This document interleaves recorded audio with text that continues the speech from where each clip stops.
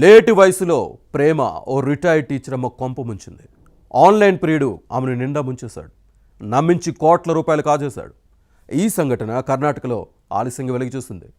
పోలీసులు తెలిపిన వివరాల మేరకు బెంగళూరుకు చెందిన 59 ఏళ్ల రిటైర్డ్ టీచర్ భర్త చాలా ఏళ్ల క్రితమే చనిపోయాడు. ప్రస్తుతం ఆమె ఒంటరిగా జీవిస్తోంది.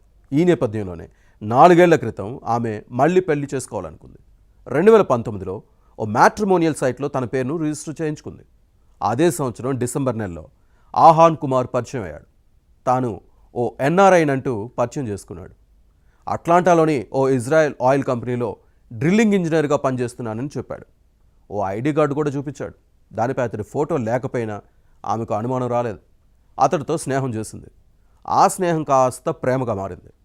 ఆహాన్ ఆమెను పెళ్లి చేసుకుంటానని మాట ఇచ్చాడు. ప్రతిరోజు వాట్సాప్ ద్వారా ఇద్దరు మాట్లాడుకునేవారు. త్వరలో ఇండియాకు వచ్చేస్తానని అనేవాడు.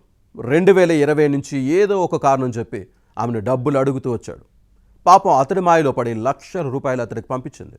2024 వరకు దాదాపు 2.3 కోట్లు పంపింది.